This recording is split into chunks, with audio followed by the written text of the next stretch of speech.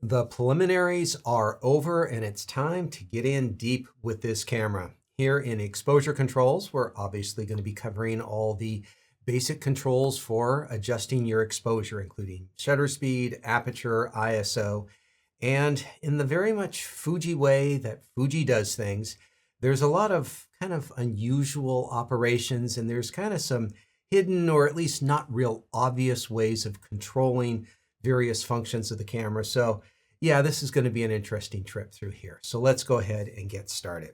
Now, from the outset, things look very, very simple, which is part of why this camera looks so nice. It's got a shutter speed dial. It's got a nice aperture control ring with a couple of little wings over on the side so that you can easily grab hold of it and control it from your hand that's kind of holding the bottom side of the camera. We have the ISO dial that is within the shutter speed dial, which is a very old school way of setting your ISO setting. And we have a real easy to reach exposure compensation. So things look like they're very, very easy from the outside, and they are. It's just that if you want to really make the most of things, there's going to be a few little complications to what's going on in here. Now, for those of you who might be kind of newer to photography, there are some traditional control modes or exposure modes that we use on a camera. So the program mode is where the shutter speed and the aperture is automatically set for you. Now, ISO is also part of the exposure equation in here, and that is also going to come into play here.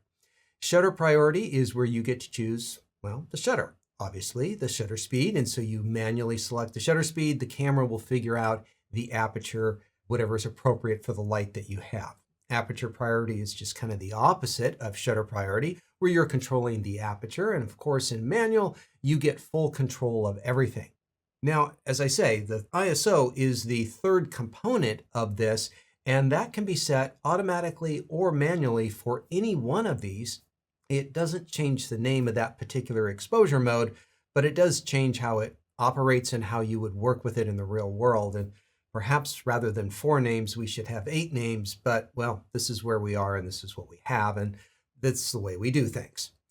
All right, so let's get into this. Program exposure is probably the easiest way to operate the camera, and this is pretty simply where you set the aperture to the A setting and you set the shutter speed to the A setting, and the camera will figure out the correct shutter speed and aperture according to what ISO you have set. So we're not going to get into ISO right now. We'll do that in just a moment, but we'll just kind of take whatever we have for the moment and take a look at what we can do. Now, this is going to be a pretty easy system if you want to not think about particular shutter speeds and apertures. If you want to hand the camera to somebody else to take photos and have things be very simple for them, the camera generally will do a pretty good job. What the program part of this is that the camera is trying to give the photographer a shutter speed fast enough to handhold, which is generally 1/60th of a second. So it's trying to give you a faster shutter speed a little bit, not so fast as you're going to be stopping really fast action, but just casual movement and be doing a good job with that. There are some places where you can get in trouble with this, and I'll show you that as we go along the way. Now, to further make things a little bit interesting, we do have a couple of options. We have program shift and exposure compensation. Now, program shift allows you to adjust the settings that the camera has given you. So if the camera says you're going to be shooting at f/5.6 at 1/25th of a second, and you don't really like that combination, you can turn the dial on the back of the camera and adjust that program. Now, if you want to make your picture brighter or darker, you can use the exposure compensation. Let's go ahead and give all of these little aspects here a try out. So let's go ahead and set our camera up. Now, I am going to break my own rules, and I'm just going to go ahead and set an ISO of 400 because I know that works well here in the studio. So I'm going to go ahead and turn the camera on. You can see on the top of the camera that we have a shutter speed dial with nice solid clicks, and we're going to put that at A. And we also have some very nice clicks here on our aperture. We're going to put that in A as well. We're going to go onto the back of the camera and we're going to hit the display button. And actually, let's see, make sure we're correctly lined up here. Our studio is not designed for this wide angle lens, but we're going to have to live with this one. All right, so on the back of the camera, we can see that the camera is giving us a shutter speed of 1/25th of a second at f3.2. And if I was to just turn the camera a little bit one direction or the other, you can see how the numbers will change, and they will just constantly adjust according to the brightness levels that it sees with the light meter that it's coming in. Now, if I didn't really like this and I said, you know what, I would like to shoot with shallower depth of field, I can turn this dial here and we can go down to f2. Now, f2 is the maximum aperture on this lens, and so we can get up to 3/20th of a second at these current settings. If I wanted more depth of field, so more in focus from front to back, I could maybe stop it all the way down to its smallest setting, because I am on a tripod, at f16. And so I can get a proper exposure here, which will show us more depth of field. We don't really have a scene that's showing us a lot of depth of field right now, so we're not going to play that photography depth of field game right now. But any of these is correct exposures, just different parameters. Now on the top of the camera, we have our exposure compensation dial.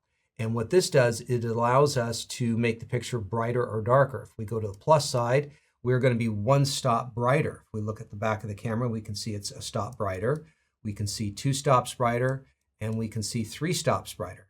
It seems a little blown out to me. But here in the studio, we've got a white table, a kind of light background. Maybe we want to shoot this picture at plus 2/3 of a stop, because we have those third stop increments, and that would be a pretty correct exposure in here. And of course, you can go down to the darker side too. If you have darker subjects, you can do that in there. And there is a C setting. We'll get to that in a moment. Let's not get ahead of ourselves.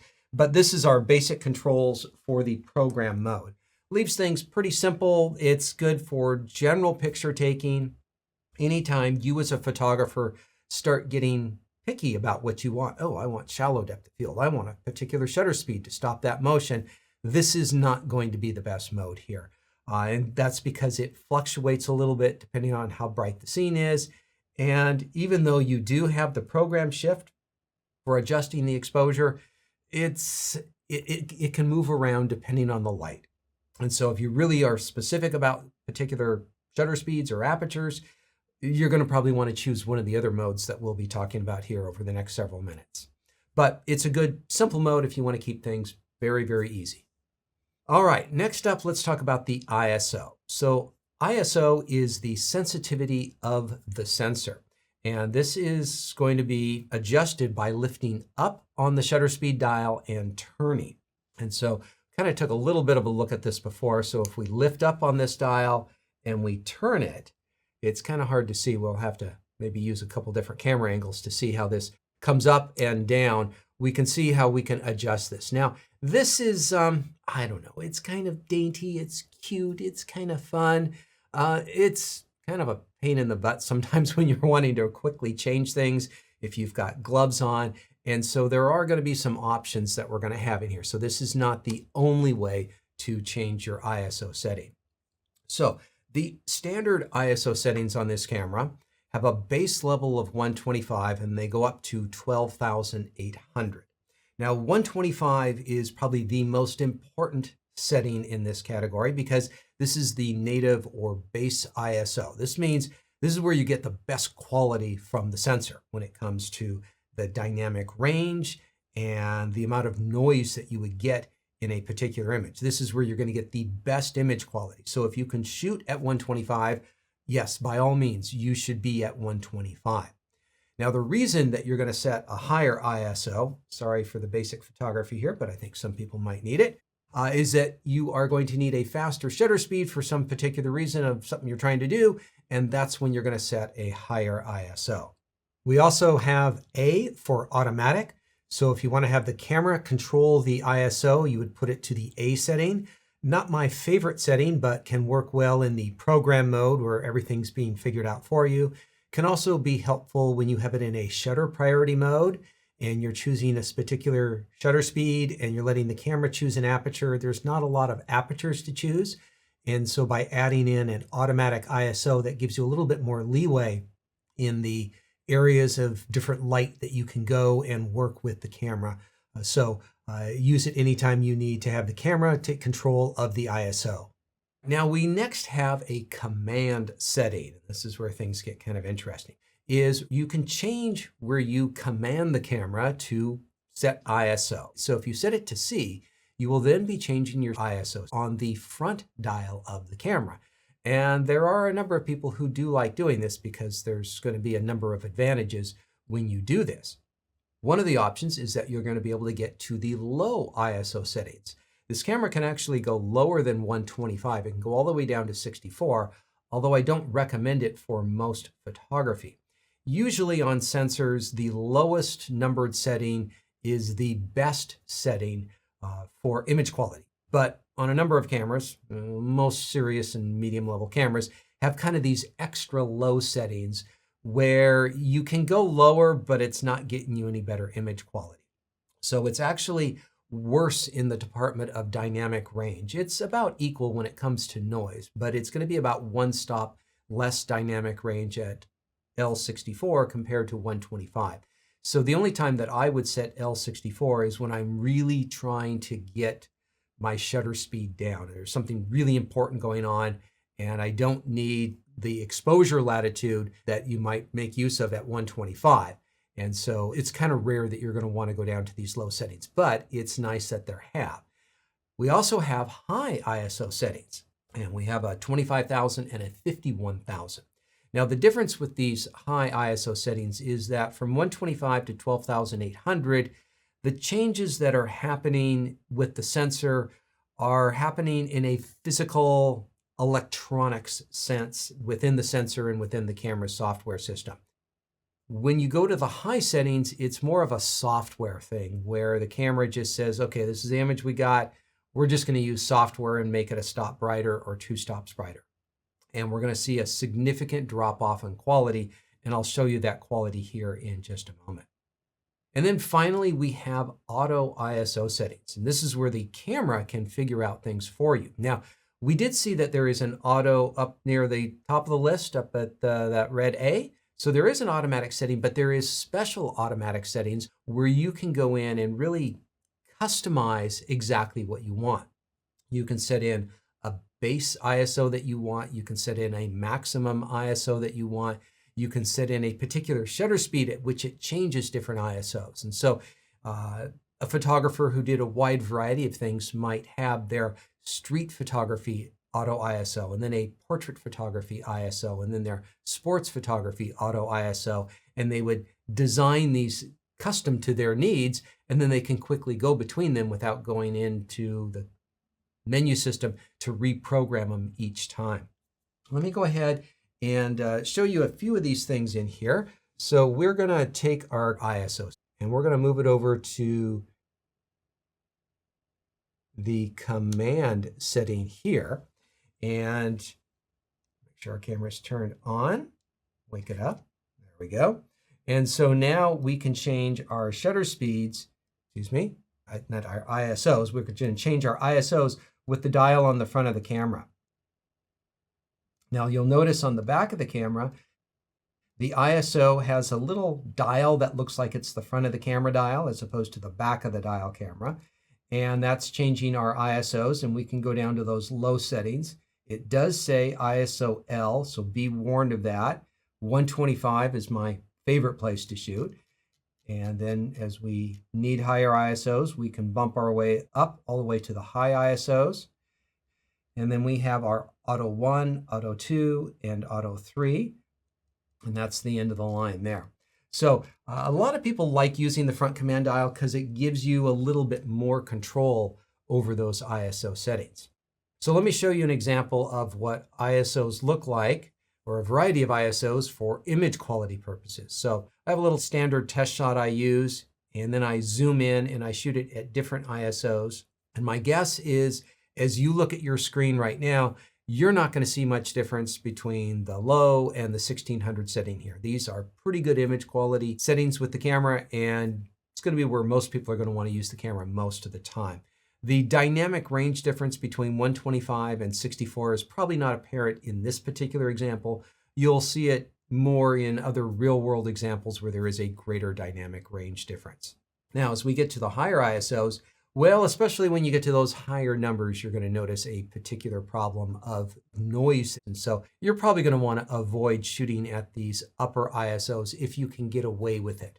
Once again, the reason you're setting high ISOs is for shutter speed reasons. Either you're needing to handhold the camera at a particular shutter speed, or you're trying to stop the motion of some subject that you are photographing and you need a faster shutter speed for it. So if you don't need a faster shutter speed, lower your ISO and shoot it at that slower shutter speed.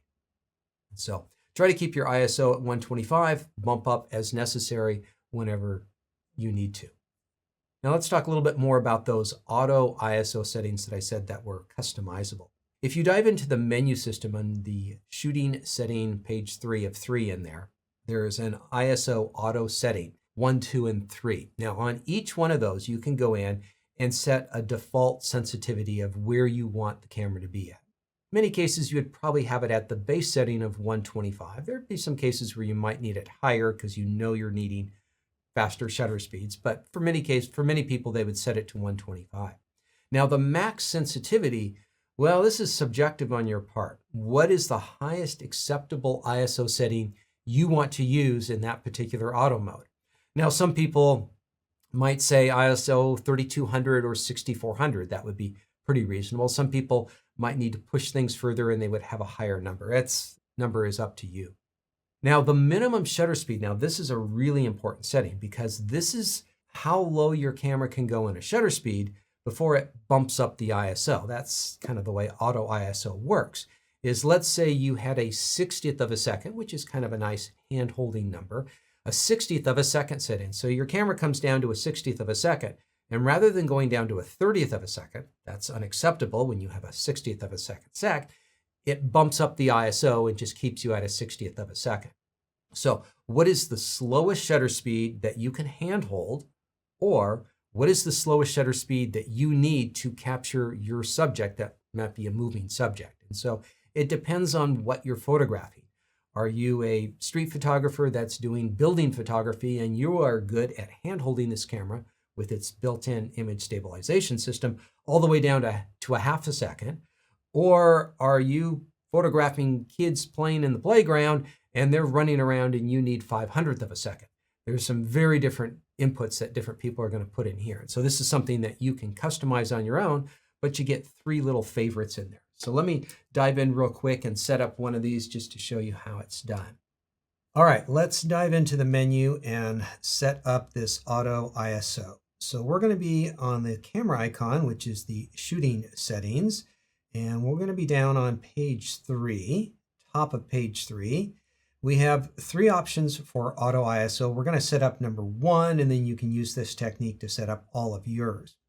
All right, we have 3 different options in here. First option is default sensitivity. This is the base or the lowest level ISO that it will try to work at. And ISO 125 is the best of all the options. So I'm going to set that up and say that that's okay. I'm going to set up a kind of general or travel photography ISO setting here.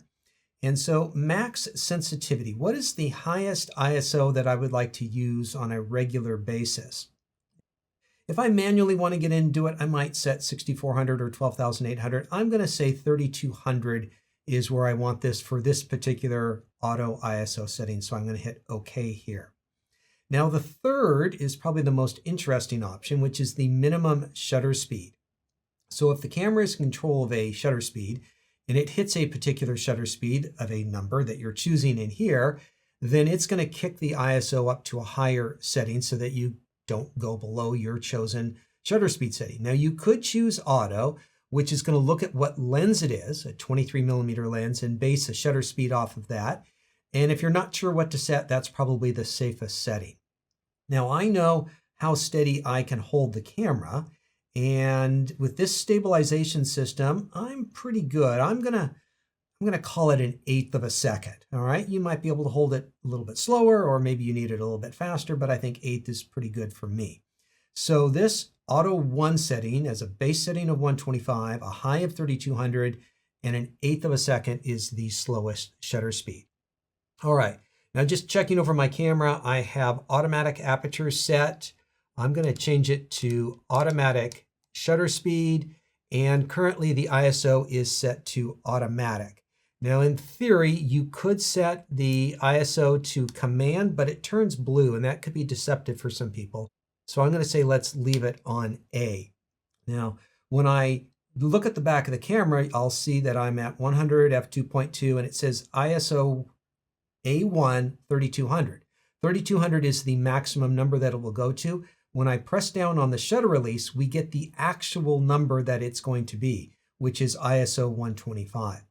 Now let's just change our aperture just for kicks, go to f8 manually. And now when I press down on the shutter release, well, it's dropped the shutter speed down and it can still handle shooting at 125. Let's go to f16, see what happens here.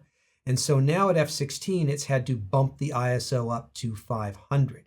And so it's doing its job of adjusting the ISO according to the other settings in the camera. And so this is something that requires a little bit of experimentation and a little bit of personalization, knowing how steady you can hold the camera, what sort of results are you shooting from the camera, and what sort of activity are you shooting? Are you concerned just about your own handheld movements, or are you worried about the shutter speed for other things and subjects that you are photographing? So some good options, just need to get it set up for the way you like to work. All right, next up, let's talk about the shutter speed dial. It's a hallmark of how this camera looks, and it's cool to have a shutter speed dial on there, but it's kind of limiting in the fact because there's a lot of different shutter speeds that you can have, but they're not all showing on there. A little bit of a secret as we get in here. Okay, let's just kind of walk this through. All right, first up, we have an A for automatic. So camera's going to set shutter speeds for you. Kind of obvious, we talked a little bit about this. It will adjust according to its needs of light coming in and where the other settings are on the camera. 4,000. This is not 4,000 seconds. This is 1/4000th of a second. These most of these numbers here are fractions, something we do a lot in photography. We like fractions here. All right, 60th of a second. That's kind of a good general purpose shutter speed for hand holding the camera. Now, there's actually more shutter speeds than this than you see in between here. And there are third stop shutter speeds in between that you can get to. So for instance, at 1,000th of a second, you can go up a third of a stop to 1250 or 2/3 to 1600. You can go down to 800 and down to 1/640 in your shutter speeds. And you can get to these in between third stop shutter speeds with the rear dial on the camera. Let me show you how that works real quick. So let's get our camera set to 1,000th of a second. And our shutter speeds can be controlled in back. And so you can see we can change our major whole shutter speeds, 250, 500, 1,000. And if we would like to go up a third or 2/3, we can use the back dial, down a third or 2/3, but we can only go 2/3 of a stop in either direction. And if we then move the camera up to 2,000th of a second, well, that's at 2,000, and we can come down a third, and we can go up a third as well. So we're getting some different colors here. We'll talk about that here in a moment. And so that back dial allows you to just kind of slightly give a little tweak, a little more light, a little less light with that shutter speed with a light adjustment.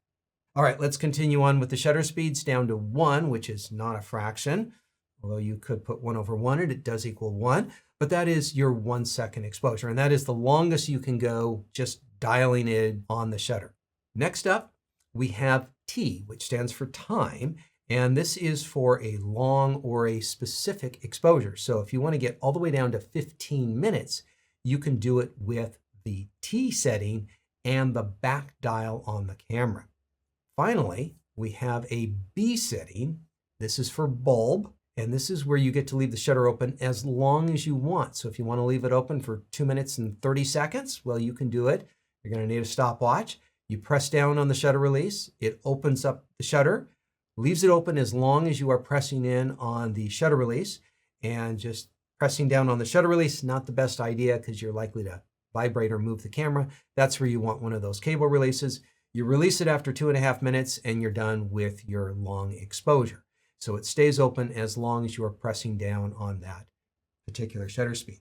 So let's just take a quick look at that. So if we turn the dial on the top of the camera to our T setting. We then go to the back of the camera where we can select all of our shutter speeds continuously with the back dial. And this is how a lot of people work with the camera because it's just very easy. You have a lot of options. You have great range. We can get down to these really long shutter speeds. You can see with the little quotation mark afterwards, we know we're into full seconds. And then we get into minutes, all the way up to 15 minutes. And so you have an extremely wide range, and it's very easy to work with that back dial. And so that's honestly how I work with the camera myself. I love the looks of the shutter speed dial. It's just that I like to be able to hit those third stops and hit some of those longer numbers as well. There is also faster numbers that you can get to, faster than 1/4000th of a second, and that is if you turn on electronic shutter speeds. And this is something that we're going to talk more about in section 4, capture controls, and we're not going to get into this right now because it starts involving some other things, but you can get all the way up to 180,000th of a second. And just in case you thought you were buying a low-level point-and-shoot camera, there is actually no camera on the market that I can think of that's consumer level, not some industrial item, that has a faster shutter speed than this. And this was a big race in photography at one time. Who could have the fastest shutter speed? And I don't know, Canon had 1,000th, and then Nikon had 2,000th, and then they got up to 4,000, and then 8,000, and then they got to 10,000th of a second. And then they declared the race over and they didn't care about it anymore. And well, we've been able to go a lot faster when we go to an electronic shutter speed, but there's some other implications that happen in there that we're not going to get into right now. We'll talk more about in section 4.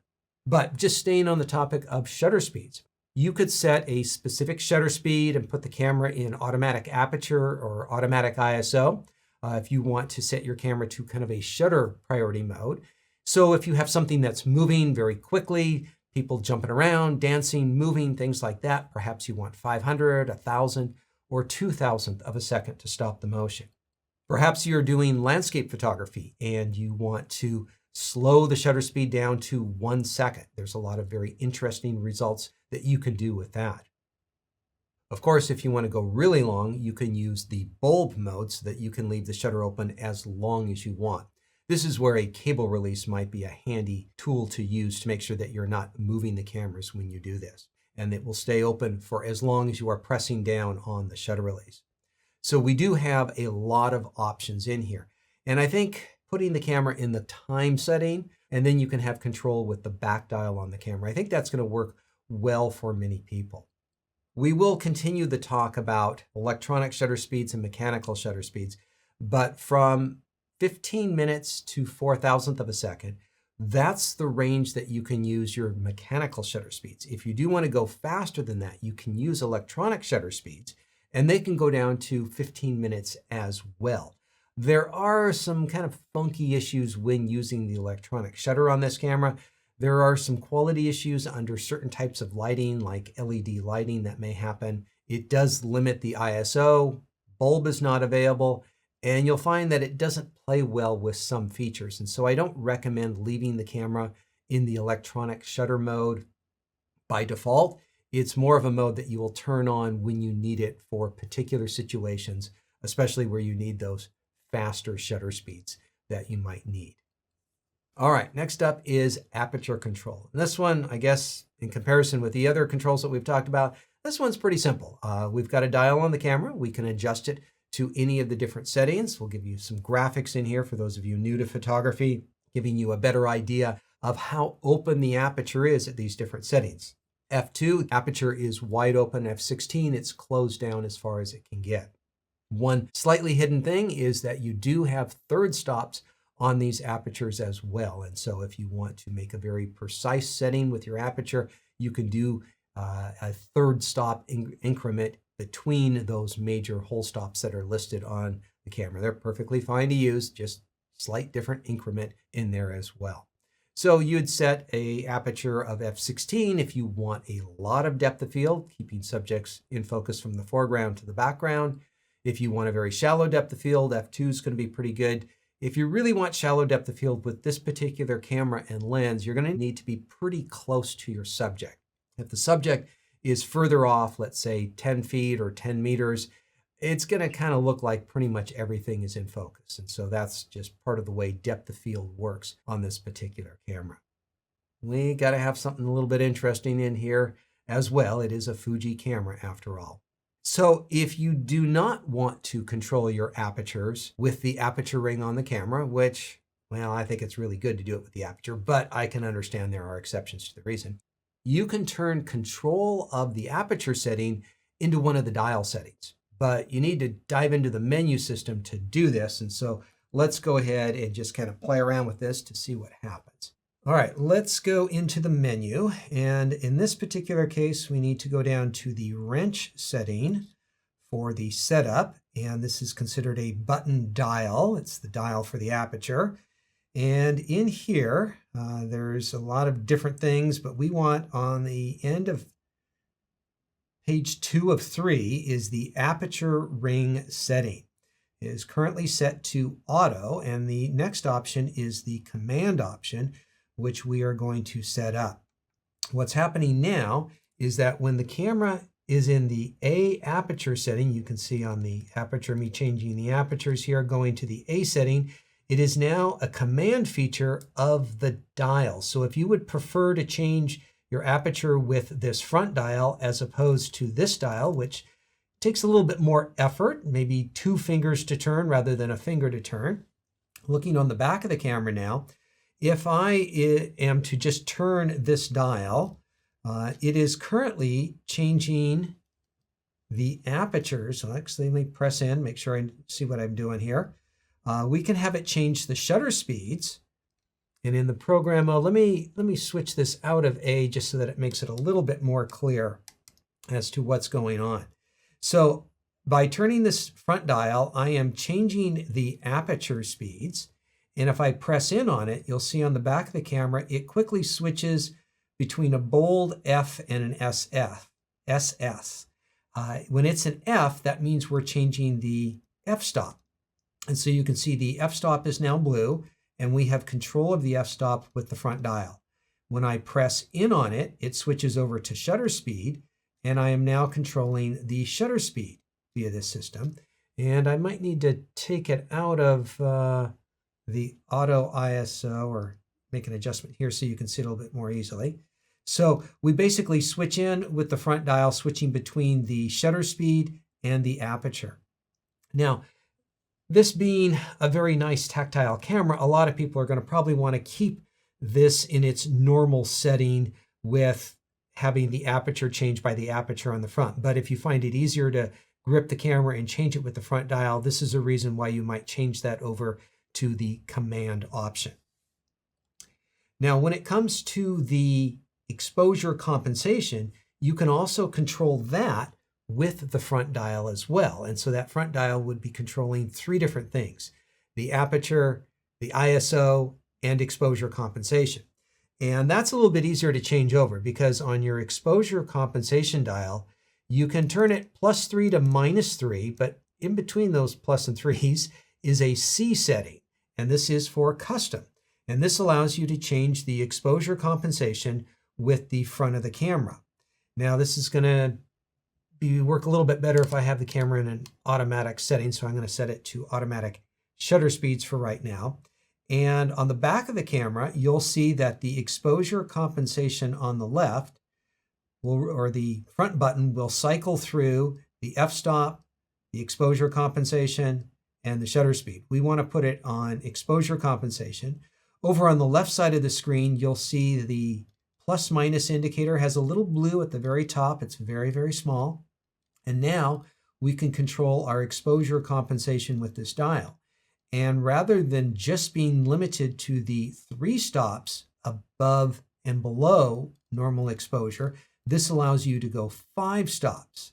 Not that that happens all that often, but it just gives you more latitude, and you can adjust it here very easily and then press in on that front of the button and you're adjusting your shutter speeds, press in on it again, and you can be adjusting your aperture settings.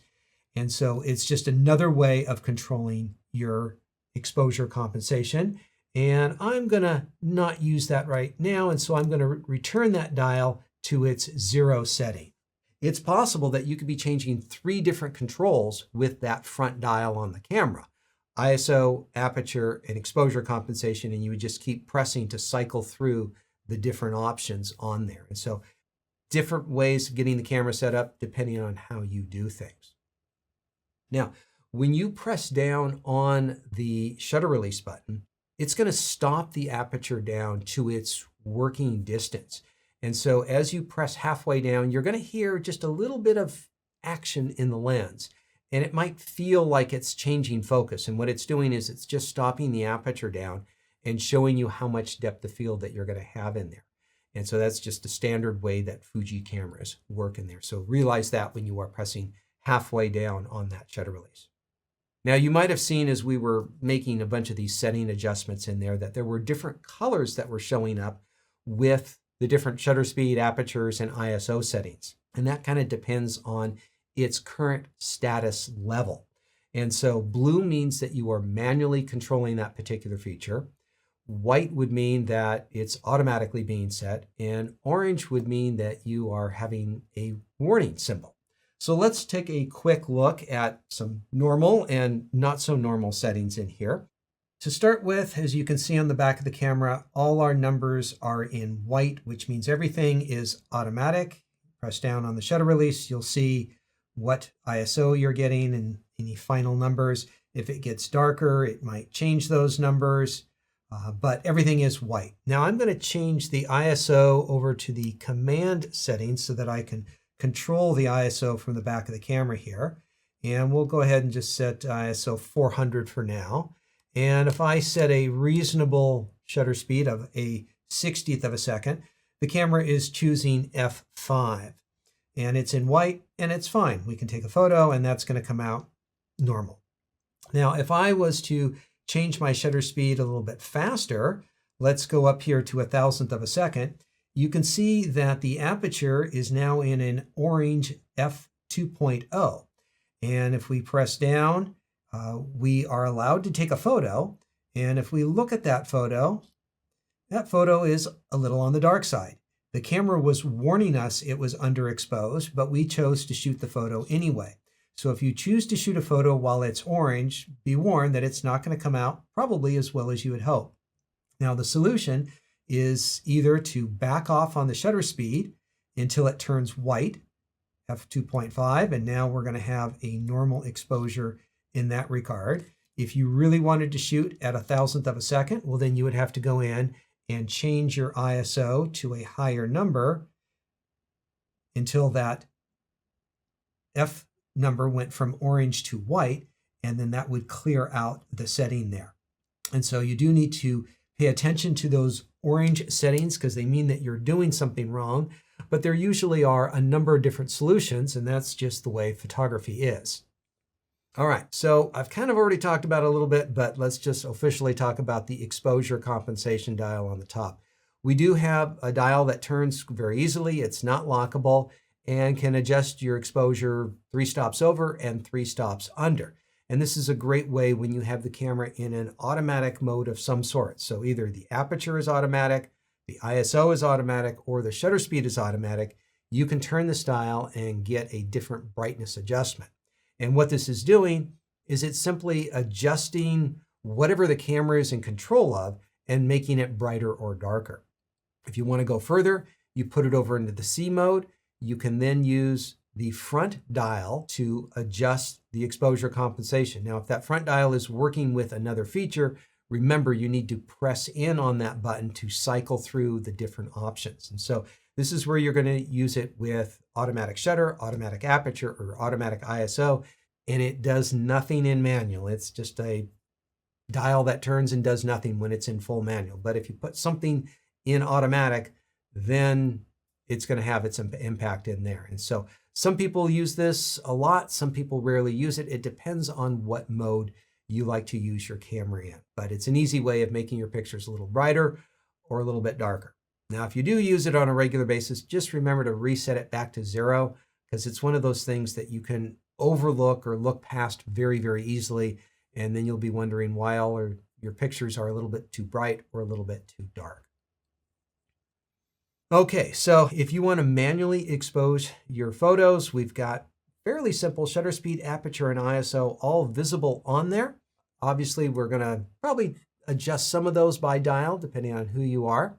And we're going to be using our exposure indicator in the viewfinder or on the back of the camera. And this is going to tell us whether we're getting a correct exposure, whether it's underexposed by 1 stop, by 1 1/3 stop, because we have 1 stop increments and 1/3 stops indicated on this exposure indicator. And so generally speaking, you're going to want to start many of your exposures at an even exposure. So you'll need to adjust shutter speeds and apertures for doing that. So let's go ahead and get that set up real quickly. Okay, going to the camera, I'm going to set this up in a manual mode. I am going to move the aperture to ISO 800. Let's choose a reasonable middle aperture of 5.6, and we'll come down to 5/100th of a second. All right, now this is looking pretty dark, obviously, but notice over on the left-hand side that the exposure indicator is showing that we are about 2 1/3 stops underexposed. So I could change my shutter speeds, and I could come up here. We could call that pretty good there. It's a little bright, but we do have a lot of white surfaces in here. We could shoot a photo there. And if we wanted to shoot a backup photo, maybe we would adjust the shutter speed a little bit down so that we would have a second darker photo there. And this would be a good way of backing up what we shot so that we have one at fairly normal exposure and one at a slightly lighter exposure. That gives us some options to work for in there. And so starting with the exposure indicator at the 0 setting is a good start. It's not the only place that you need to be, but it's a good start, and you can adjust from there according to any individual photographic need. Now, I like working with this camera in manual because I like having consistent results. When I set up to shoot something that's going on or a thing, I'm probably going to shoot several photos so that I can get kind of different angles of view or different points of view, at least with this camera, timing things at different moments. And so this will keep me shooting consistent photos once I've figured out what ISO do I need, what's the appropriate aperture, and what's the appropriate shutter speed for what I'm doing. The other time manual exposure is really nice is with tricky lighting. There's unusual amounts of brightness or darkness, or it's especially dark in one area and very bright in another.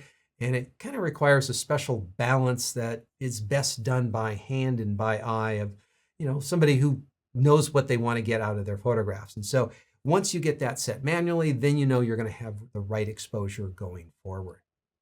So that's the exposure indicator you'll see over on the left-hand side. And so I just want to take a moment to kind of take a bigger look at everything that we're doing here in the exposure mode system. We've got a number of different ways that we can work with. We talked about the program mode, where shutter speed and aperture are both in automatic. Now, when it comes to the ISO, you can have that in manual and you can set it up yourself wherever you think is appropriate, and that is the program mode. But it's also the program mode when you set the ISO to automatic. And so all of that is the program mode. And we can kind of do the same thing with the shutter priority, where we are manually controlling our shutter speeds, and with our aperture priority systems, which is going to allow us to manually change our aperture, and the camera will work on other things. And then in full manual, you can do everything yourself, and you can let auto ISO help you out or not. Now, some people see some of the more automated modes like program as solving all their exposure problems for them. No matter which mode you choose here, there's still work for you to do as a photographer, determining what you want out of the final photograph, what's happening in the scene. And so there's little caveats to every system. And I just want to show you a few of the problems that you might encounter working with different exposure systems. All right, let's first start with a shutter priority mode. This is where you have the camera's aperture set to A, and you are setting shutter speeds on the camera. And you set a not unreasonable shutter speed of 1/250th of a second. Okay, that's good for hand holding, good for basic subject movement. and you're taking fine pictures. You go into a slightly different environment where it's a little bit darker. And like the example I showed you earlier, what you see through the viewfinder, well, that looks like a decent photo there, exposure-wise, but the f-stop is in orange, letting you know that it doesn't have a wide enough aperture for that particular situation. And so you go ahead and you take the photo, and what happens is you get a really dark image. The problem is there's not enough light coming in the camera, and your aperture is not wide enough for the situation that you are in. The solution is that you need to lower your shutter speed, or you can raise your ISO. Either one of those are different ways of solving that problem.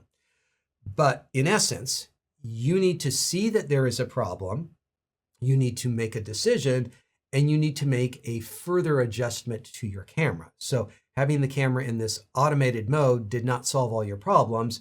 When you got to this point, you still had to make decisions and make changes. Keep that in mind. All right, let's say you try aperture priority. You choose a not unreasonable aperture of f/5.6. It's a good place to shoot it on this camera, on this lens, for a lot of different things. And you go into a slightly different environment that's a little bit darker, and you're having a subject that is moving a little bit. And suddenly your shutter speed has dropped down to a 1/15 of a second, and it is no longer stopping the action of your subject that is in this particular scene here. And so that shutter speed is too low for this particular situation. If you take a photo, it's going to look correct from an exposure standpoint of view as brightness level, but you might notice that your subject is blurry. And well, if you want that, that's one thing, and that's fine. But if you didn't want that, well, you were relying on this automatic system, and it kind of failed you here. And the solution here is that you need to raise the ISO setting when you went into this dark environment, because you had a subject that was moving faster and needed a faster shutter speed. So in essence, there was a problem, you had to realize there was a problem, and then you had to make a setting adjustment on the camera to correct for it. So the automated mode did not save you from adjusting something on the camera. Now, there are some people who really like using auto ISO. They set their shutter speed and their aperture up exactly the way they want it, and then they let the camera figure out the ISO. And that can work pretty well in some situations, but let's say you go into a slightly darker environment, and for the shutter speed and aperture that you had chosen previously, all of a sudden it bumps the ISO up to a number that is far higher than you would like the ISO to be at, because you're going to have more noise at those higher ISOs, and it's just unnecessarily high for the situation. You don't need to be shooting at 2/50th of a second for subjects that are mostly stationary. Solution here is you need to adjust your shutter speed to a lower shutter speed. So in essence, there was a problem, and you had to make an adjustment on the camera, even though the camera was set to an automatic setting. All right, let's just talk about auto anything. Auto shutter, auto aperture, auto ISO. You have the camera, you're shooting photos, things are fine, there's a balance between light and dark, the camera's kind of figuring all that out for you. Your subject looks good in the particular lighting, but it doesn't look good in the next shot because there is more light coming in. It causes the exposure to change and make it darker to accommodate for this new area of brightness. What the camera doesn't know is that this new area of brightness has nothing to do with the subject that you are shooting. And the light meter in the camera, it's adjusting for everything in the scene. It doesn't know what's important to you. And so the solution in this case is that you would need to use exposure compensation, I might say very quickly if a car is driving down the street and you need to adjust it as it moves in and out of buildings and there's more and less light in the background, which is, honestly, it's completely impractical. It's just not going to take place. Or you need to change to a manual exposure and kind of get things set up ahead of time. And so even though you have your camera set to automatic, you're still going to encounter some problems. And this is why, personal note here, I like shooting in manual exposure in most situations.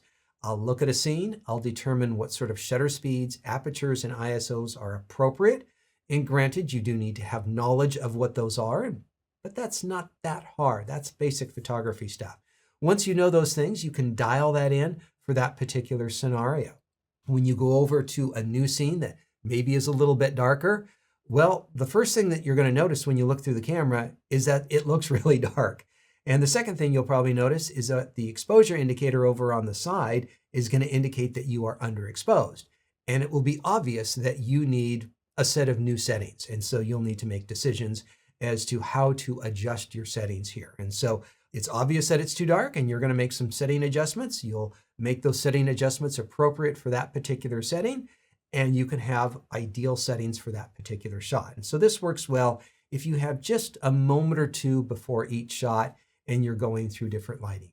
If all of your shots are under the same lighting, well, you could just set an appropriate shutter speed, aperture, ISO at the beginning. And if it's the exact same lighting, you can keep those same settings. Now, there are automatic settings and they do work in a number of situations. I just wanted to indicate that there are pitfalls to them and that you are going to have to get involved with your camera and photography if you really want the best quality images. And so when it comes to photographic exposure, auto modes do not solve all of your exposure problems. You still have some work to do and some things to realize and to make note of and make adjustments. And so you're going to need to understand the exposure controls in the camera if you really want to get the ideal, best possible settings. And setting the correct exposure, well, that's your job. You want to be a photographer, you got a camera, you need to control it properly if you want to get the best possible exposures.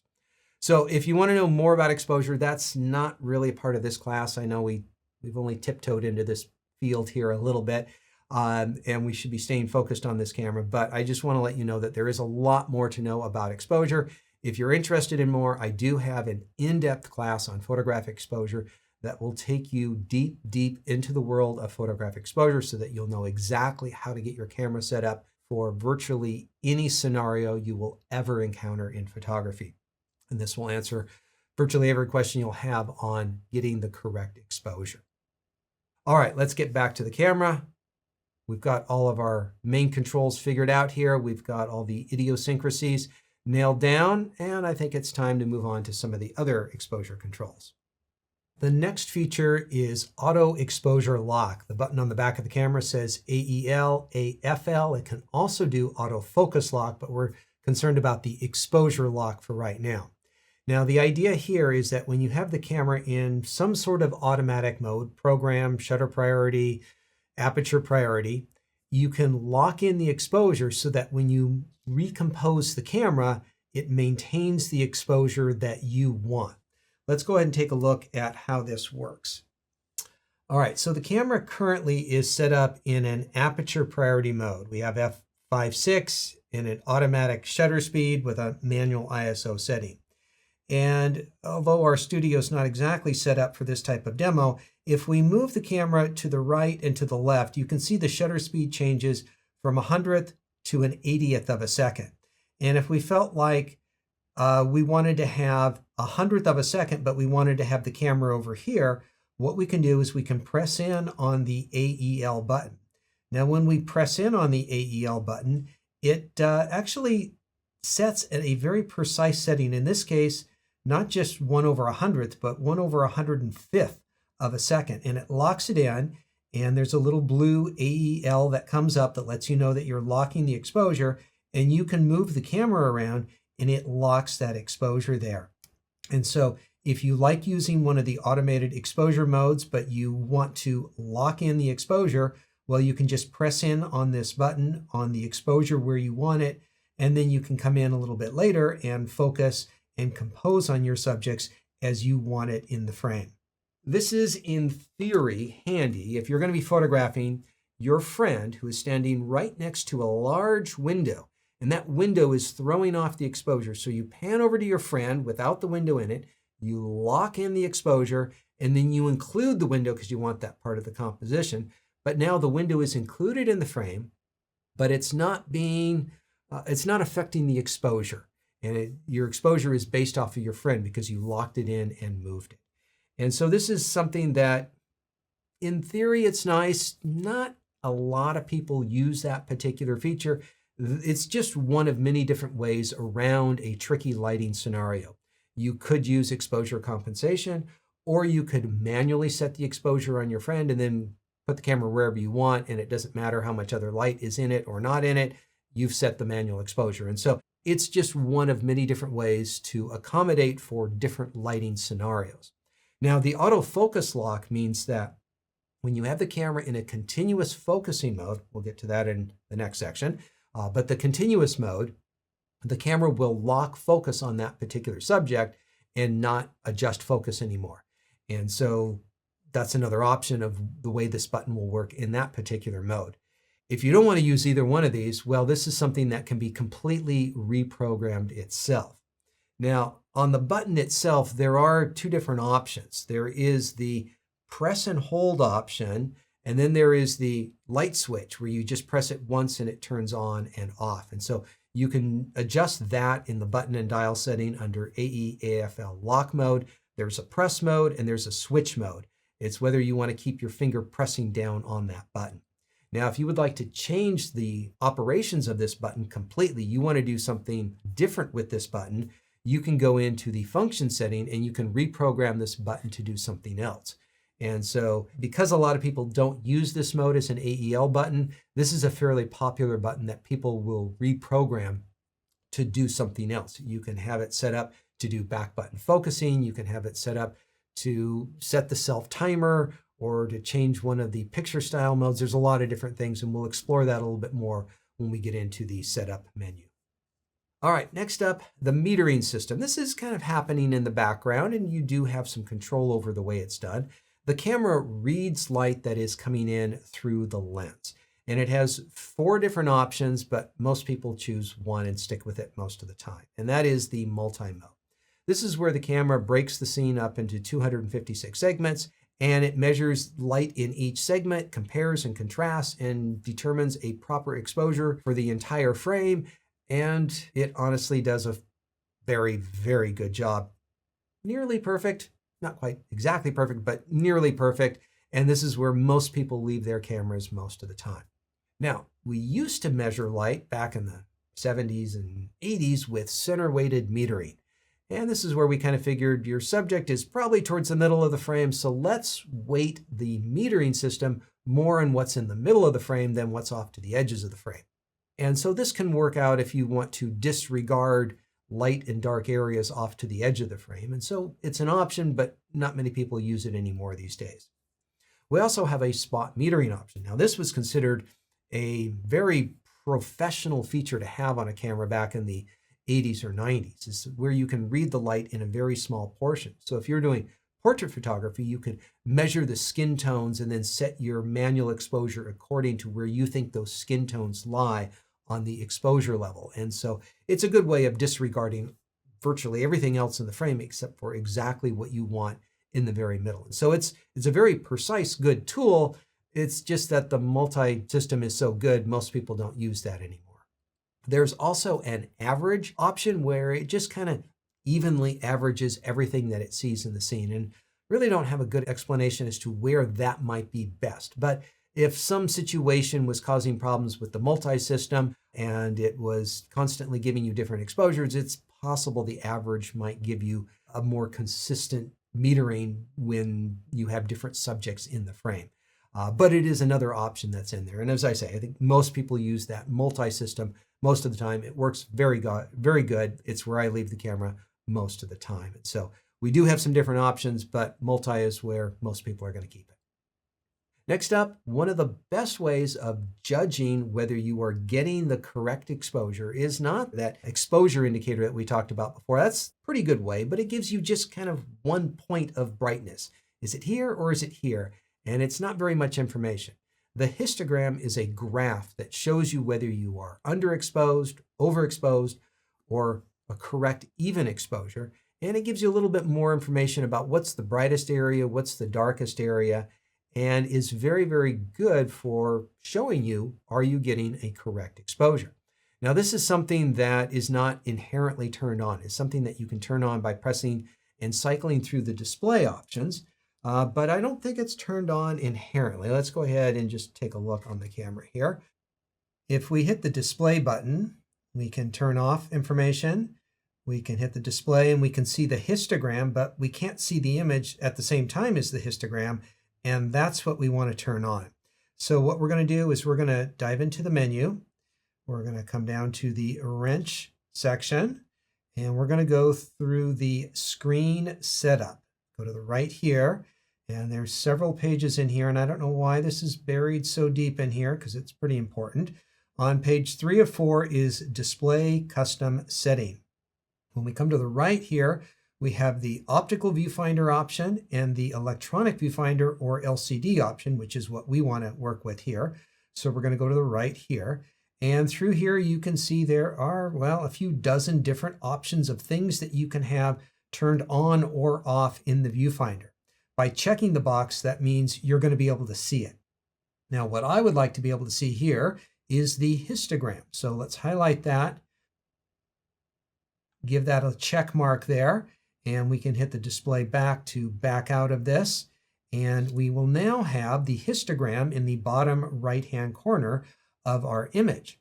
So if we want to adjust our shutter speeds, yes, we can see the screen. Yes, we can see the exposure indicator on the left, but that histogram is a great technical way to see the range of brightness from the brightest parts of the image to the darkest parts. And so I can see that if I wanted to adjust this myself, I could adjust the shutter speeds in just such a way so that I am capturing the highlights and the shadows all together, and I can confirm that by looking at the histogram.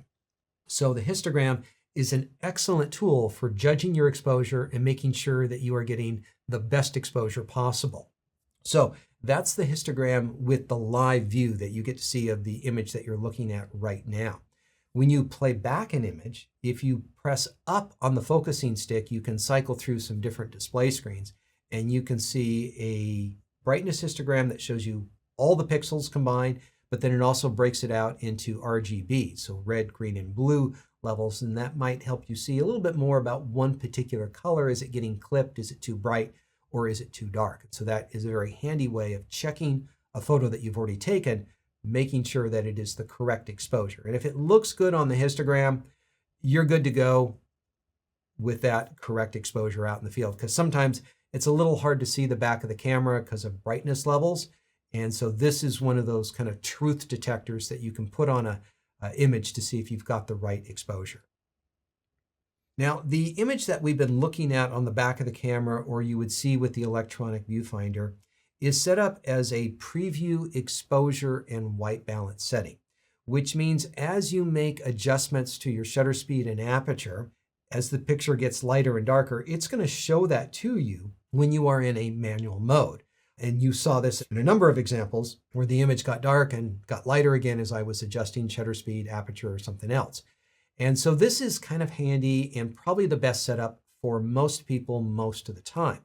But there are some people who are working with flash, or they just want the best view through the LCD or the EVF all the time. And so what you can do is you can turn this preview off. And what this does, it gives you a proper exposure for your viewfinder and what you're looking at. You can look at the exposure indicator or your exposure settings to see what changes you are making and whether you're going to be making it brighter or darker.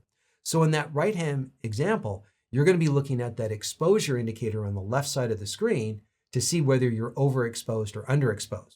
With this particular feature turned on as it is naturally by default out of the box and with a factory reset like we did, it's on preview exposure and white balance, which means it's going to show you the white balance that's being applied, and it's going to show you what the exposure looks like, and it's going to give you basically a view of what your image is going to look like once it is taken. And this is something that makes manual exposure very easy. If it's way too bright or way too dark, you know that you're completely off. You don't even need to look at the exposure indicator or the histogram. It's very obvious. And so it's a good system, but just be aware of it. Because if you're in the studio working with flash photography, then you would want to turn that off. Or anytime with flash, you would probably want to turn that off. And there's some other special scenarios where you may want to turn that off. One of the traditional ways of making sure that you come home with the proper exposure for your photograph is by doing an exposure bracket. This camera has auto exposure bracketing, where it will quickly adjust to shoot a darker photo, a normal exposed photo, and a lighter photo. And there are a number of options that you can get in here to do this. You can choose the different number of frames, so you can choose more than 3 shots. You can choose their increment and so forth in here. Now, this is going to be adjusted by the drive button. It's one of the features we'll talk about again as we get to the capture control settings, but it is more of an exposure thing, which is why I want to talk about it in here. You can also do fine-tune setting of this in the quick menu. So let me talk a little bit more about what we're doing here. So we're going to be shooting through different numbers of frames. And so you can shoot as little as 2 shots, as many as 9 shots, depending on how wide the exposure is and how much coverage you need. You can adjust the increment between the shots from third stops up to 3-stop increments. You can have it set up for 1 shot or continuous shooting. I like having it set to continuous shooting. That way, when you press down on the shutter release, it shoots through all available frames as quickly as possible and then stops. That way, all shots are taken as close together as possible, which would be the ideal. Or if you want to try to time things, you can have it set to 1 shot where you shoot 1 shot at a time. You can also dive in and control the sequence that it shoots. To be honest with you, the normal sequence is just a little bit odd. It shoots the normal exposure first, and then it shoots a really light one, and then a next less light one, and then a dark one, and then an even darker one. It's kind of odd, and when you look at thumbnails of a whole bunch of bracketed shots, you're going to get lost as to where they started and where they ended. And so a lot of photographers like having it set up minus to 0 to plus. And what's happening there is it shoots the darkest image first, and then it shoots the little bit lighter one, and shoots the normal exposure, a little bit brighter and a little bit brighter. And so it's a little bit more obvious when you get in there to do that. So let's go ahead and do a bracketing option in here. All right, so we're going to dive into the drive button, and we're going to move down to the bracketing option. And there are a few different bracketing options we'll talk more about as we work our way through the class. We are looking at AE bracket, auto exposure bracket. Down on the bottom right is our little hint on what to do. Press the Q button to set the bracketing particulars. So we're going to go ahead and press the Q button up here. We have 3 options. First up is the number of frames and the steps. We're going to go to the right. Kind of a traditional bracket is 3 frames. We could do as many as 9 frames. For this demonstration, let's just do 5 frames. Going to go to the right now. We can choose a larger or smaller increment step, and down along the bottom, you'll see how far across that exposure spectrum you can do this. And we're going to go ahead and leave it at 1 step. That's what I normally like to do my exposure bracketing in. We can hit OK there. Now with the frame and continuous, we could individually shoot those 5 frames by pressing the button 5 times in a row, but I like things easy. So if we do it continuous, we press down once and it will shoot through all 5 of them very quickly. And finally, the sequence setting. Normally it shoots the even exposure and then the overexposed and then the underexposed. I think it makes a little bit more logical sense from a thumbnail perspective to shoot the darkest up to the lightest, and it'll seem very clear where the bracket series starts and ends. So I'm going to press OK there. So we've got our bracket set up. I'm going to go ahead and back out of this. We are still in the auto bracketing option here. And I currently have the camera in an aperture priority mode. So I could set whatever aperture I want. We'll go ahead and set 8. And what I'm going to do is I'm going to press down on the shutter release, and the camera is going to shoot really quickly. It's pretty quiet, so you may or may not be able to hear it. But you'll see on the back of the camera, there's going to be kind of a little bit of a flicker where it's taking those pictures very quickly at different exposures. All right, let's get it done. There we go. Our exposure bracket is done. Let's go ahead and play back the most recent of these images, which is the overexposed image. Let's hit the display button to bring up a little bit of information. And you can see down at the bottom there, it's got the +2. That might be a little too much information. There we go. This one is the +2, the +1, the normal exposure, the -1, and -2. And so we can look at our thumbnails here, and we can see our 5 different exposure options. And so if you were trying to capture a scene and you weren't sure what the right exposure was, you shoot a bracket series like this. This will allow you to walk away from that scene really knowing for sure that you have got the right exposure. And so it's not something you want to have to do all the time, but it's a really good tool to use when you want to be 100% sure that you've captured the correct exposure. One of the more interesting and great features about this camera is its built-in 4-stop neutral density filter. A lot of times photographers, well, maybe not a lot of times, sometimes photographers have too much light coming in the camera. It's a rare problem, but it does happen in some particular situations, and photographers just want less light coming in. Now, we have a lot of ways of making our images darker. We can use a lower ISO. A lot of times we're already at the lowest ISO setting, so that's usually not a very good option. Sometimes we can use a faster shutter speed. That's usually what we do in cases where there's too much light coming in. Just use a faster shutter speed. There's usually not a problem with that. But sometimes there is, and that's where this really comes in. We can also use Aperture, but this really helps out with shutter speeds in many ways. And so this is a little filter. It's built into the lens. It's not exactly like the graphics that I have there.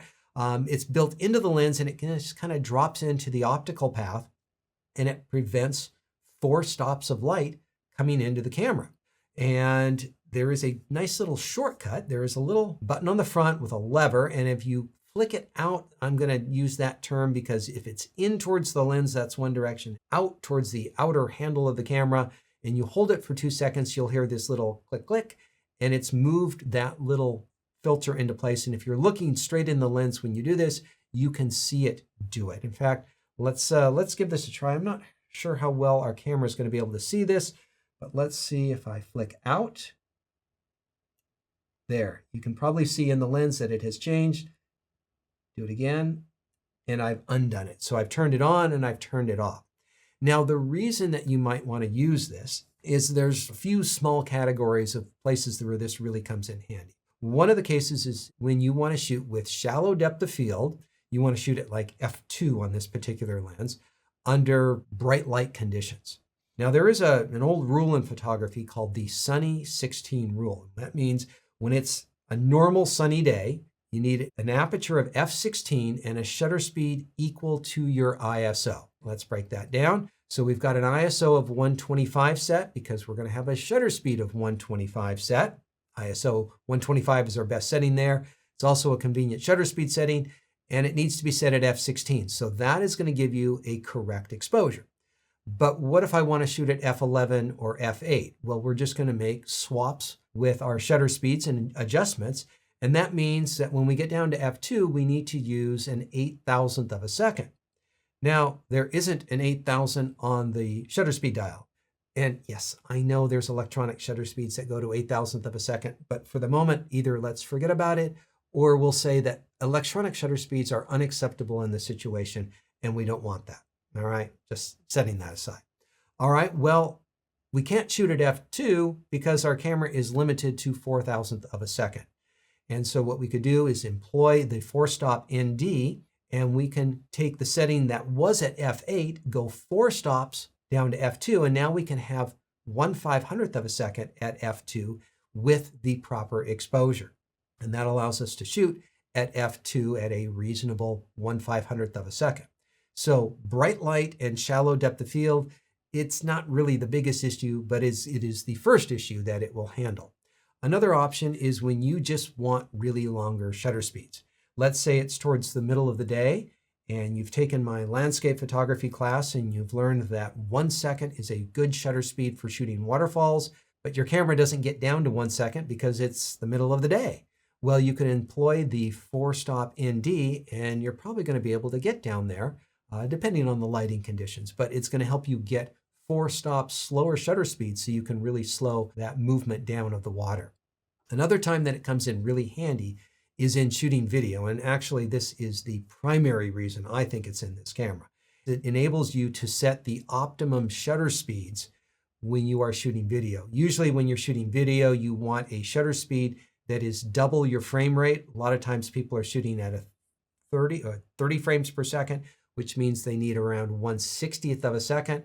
And in bright light conditions, it's really hard to shoot at a 60th of a second. And this 4-stop ND really helps out in that regard. And so this is a very helpful feature, mostly for video, but there's a few other cases where it's also quite handy. Next up, I want to talk about tone curve. In one respect, it's not directly related to exposure controls in the sense of it's not a shutter speed, it's not an aperture, it's not an ISO. This is, although, affecting the way the exposure of your image looks. And this is something that in the JPEG images only, this is where the camera allows you to adjust how the image is processed and the overall brightness feel of your images. This is where you can adjust the highlights and the shadows upward or downward according to how you want your images to look. And so remember, this is what we talked about a little bit earlier. The plus and minus here don't deal with exposure, they deal with the intensity or impact of that particular feature. So if you want deeper, darker shadows, you would do +1, +2, +4. If you want lighter shadows, you would do -2. Do you want your highlights brighter? Then you would do plus. If you want them not as bright, you would do them as minus. So let's take a look at some examples with some various different settings. Here, we're looking at the highlight tone, that's the H. And if we look at areas of highlight, notably the blue sky or the sidewalk in front, we can see that as we do plus, it makes those areas brighter. If we look at the histogram, we can see the blue sky and that blue little bump on the right side of the histogram. When we do +4, it's very close to the right-hand side of the histogram, which means it's very bright. When we do -2, it's much further away from the right side of the histogram, meaning we've backed those highlights off quite a bit.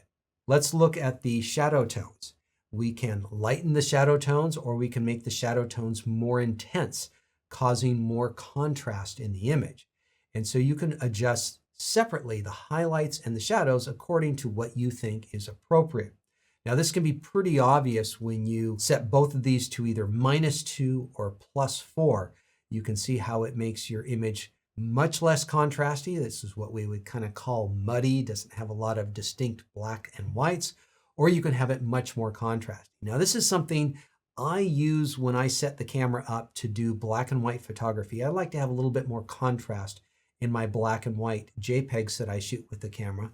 I usually shoot RAW so I can adjust them later as well, but for the JPEGs, I like adjusting the black and white so that I might do +3 on the shadow tones and maybe +1 on the highlights. I don't like the highlights getting too bright in there, but you can adjust to your taste in there.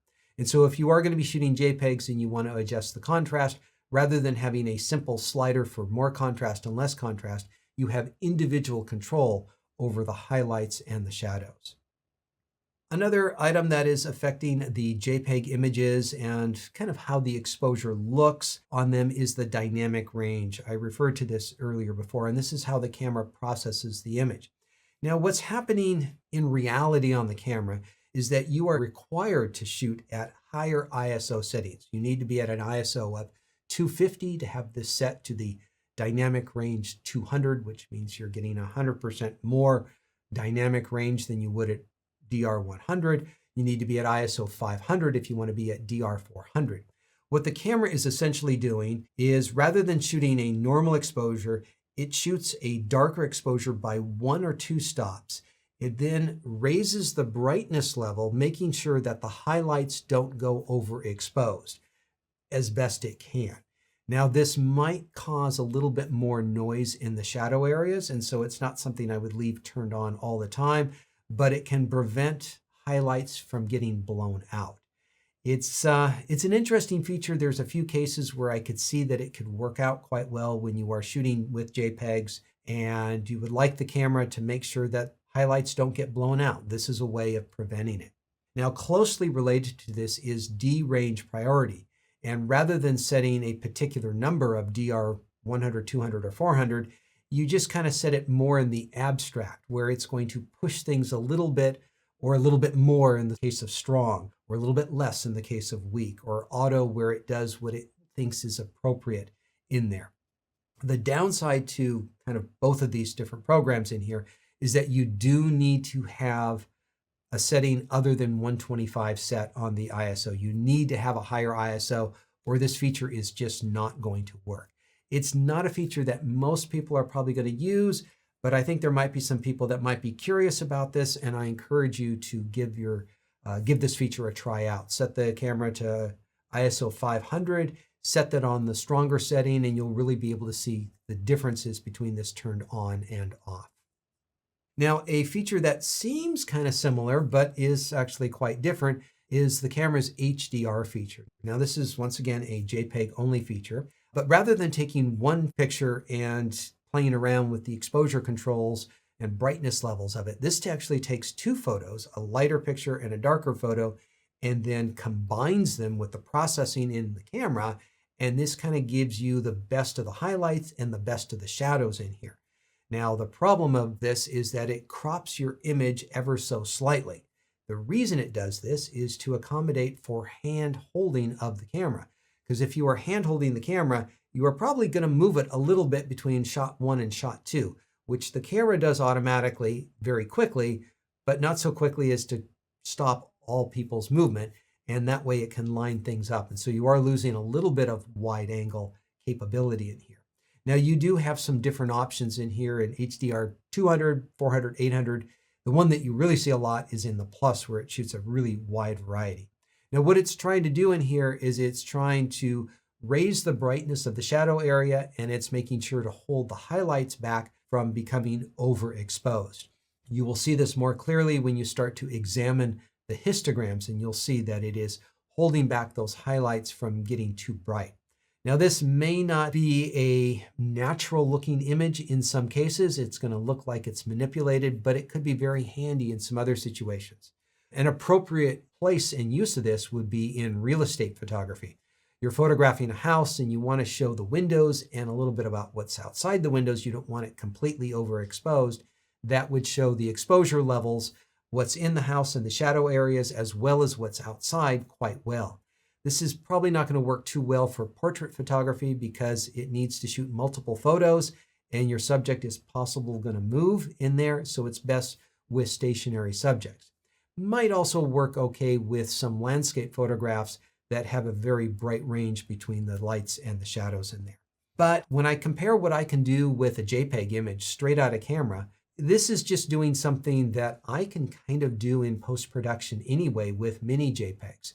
If I take a raw image, well, I'm going to actually have much more control over this. And so this is not a better solution to shooting RAWs and properly adjusting those RAWs. This is a solution that is quicker than shooting with RAWs and dealing with it later. And so it's kind of a shortcut to dealing with wider exposure ranges. Like I said, this is a big section here. There's going to be more that we're going to be talking about on these subjects when we get into the image quality menu, as well as the setup menu about how we set up various controls for our exposure settings and where we want to have them set up on our camera. So it looks simple from the outside. There's lots of secrets. I've let you know about every secret that I know, so you know as much about this camera as possible. There is a lot to exposure, and so if you are interested more in exposure, I'll remind you I do have the photographic exposure class, which will take you deep, deep into that world if you really want to dive into this more. There is lots more to talk about. But I think we've got a good start on the exposure, and there's a lot more in this camera to get to. So we'll see you in next sections.